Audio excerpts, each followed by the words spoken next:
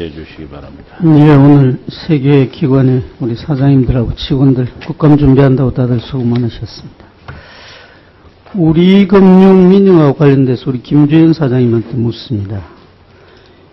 처음에 이제 뭐 다 아시는 바와 같이 일괄 매각을 추진했는데 그게 여의치 않아서 공적 자금 투입한 지도 오래되고 또 예금 보험 채권 이자 비용이 불어나는 거 이런 거 그대로 두고 자꾸 시기만 조율하는 것보다는 조기 매각이 유리하다 뭐 이런 판단을 한 것 같고 그 판단 자체에 대해서는 뭐 특별히 잘못됐다는 생각을 저는 가지고 있지는 않습니다. 근데 분리 매각이 될 경우에 지방은행의 인적 분할에 따라 발생하는 이 세금이 상당히 많은 게 지금 아주 현안으로 대두되어 있잖아요. 네. 크게 이제 남는 이 법인에서 법인세, 정권거래세 이런 게 있고 신설법인의 등록면허세 뭐 이래가지고 법인세가 6,383억 정도 되고 그 세 개를 다 합치면 6,500억이 넘나 봐요. 그죠? 근데 금융위원회가 당초에 민영화 추진 방안 준비할 때 기재부하고 아마 이 세제 개편안을 그 안에다가 우리 금융 그 매각하고 관련되는 조세 특례 제한법 개정안을 포함시키려 했는데 이게 이제 조율이 잘 안 된 거 아니에요. 우리 예보도 그 흐름은 다 같이 네. 그 공유되어 있었던 거죠. 네. 그죠? 네. 그래서 이제 뭐 지난번에 그 금융위원장 말씀을 들어보니까 이 의원입법으로 거의 이제 뭐 가는 방향이 정해진 것 같고 네. 이 부분에 대해서도 저도 특별한 의견을 가지고 있지는 않습니다. 그런데 이제 예보가 우리한테 준 이 매각 관련한 세무 이슈 뭐 이런 걸 보니까 그래서 이래서 세법 개정이 필요하다 이런 내용이 있고 개정이 안 될 경우에 이런 여러 가지 문제가 있다 뭐 이런 걸 분석해놓은 자료가 있어요. 네. 거기 보니까 이 민영화를 위한 인적 분할이 공적 자금의 회수를 위한 그제 뭐 조세 회피를 위한 게 아니기 때문에 감면의 뭐 당위성이 좀 있다는 이런 내용도 나오고 그죠? 네. 그다음에 이제 인적 분할해가지고 세금 부담이 발생하면 소수주주 반발이 우려되고 우리 금융의 수익 악화 이런 것 때문에 자칫 이 매각 절차가 지연되지 않을까 뭐 이런 것도 분석이 되어 있습니다. 자 이런 걸 전제로 해가지고 제가 몇 가지 물어볼게요. 세제 지원이 안 되면은 이사회 그 우리 금융 이사회에서 세금 부담에 대한 이제 그 때문에 분할 계획을 거부할 가능성이 있다. 그리고 주주들 입장에서도 세금 부담에 따른 주가 하락으로 주총에서 반대할 가능성이 있다.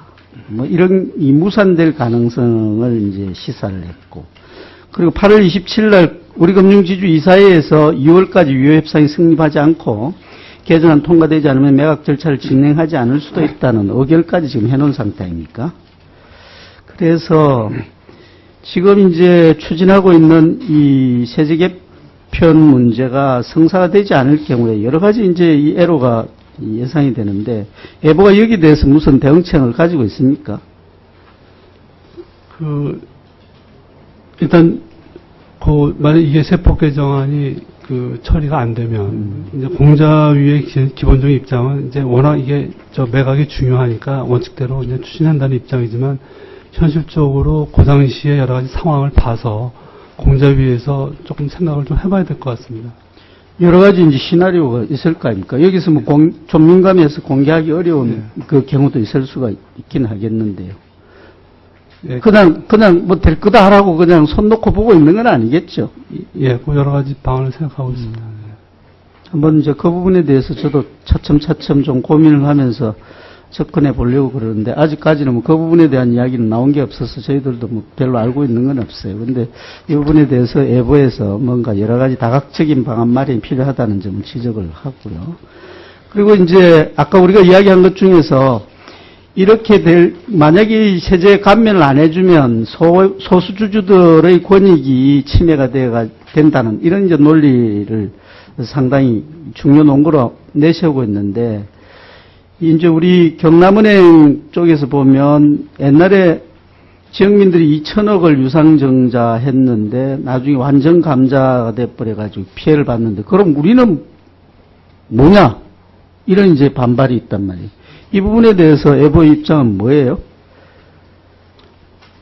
그 IMF 외환위기 때 사실 이제 경남은행 요 증자에 참여한 사람뿐만 아니라 많은 분들이 많은 손실과 어려움을 겪었습니다. 그래서 요 그 경남은행 그 지역민들 피해 본 거는 저희도 알고 있는데 그 어떤 거 별도의 여기에 대해서 방안이랄까 이런 거는 예보 차원에서는 아직 검토하고 있지 않습니다. 아까 이제 여러 의원님들이 말씀을 하셨는데 우리가 이제 경제 논리로 이게 기준은 정해놓고 가고 있는데 그것만이 전부는 아니라는 거예요. 이게 왜 그러냐 하면은 자기 돈이 들어간 여러 사람들이 있고 그래서 이제 그런 그 정서를 기반으로 해가지고 컨소시엄을 만들어서 인수하려는 사람이 지금 나서 있는 거란 말이에요.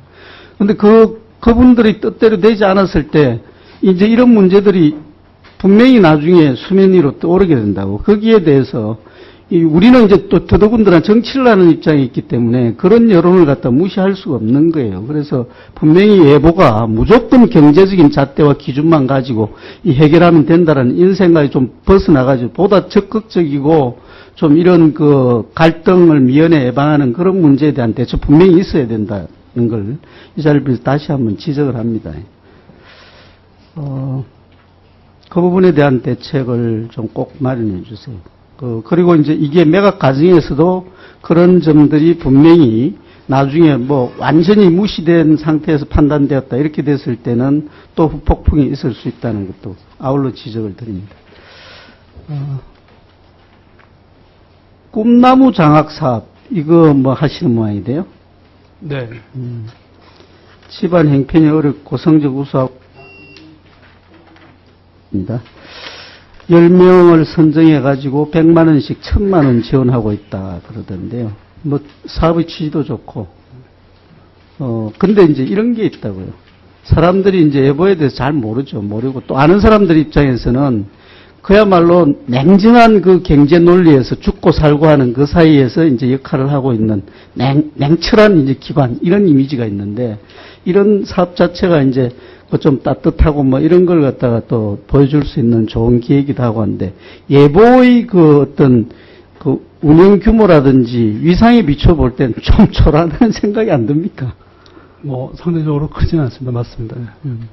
아니 1년에 뭐 1000만 원 이거 10명 선정해가지고 한 명당 100만 원씩 주고 이거 예보가 이걸 참 자랑을 할 만하게 하려면 거기에 걸맞는 게 좀 이게 필요하다 이렇게 싶어요. 그리고 또 이게 보니까 뭐 지속적인 유지 관리와 행사 참여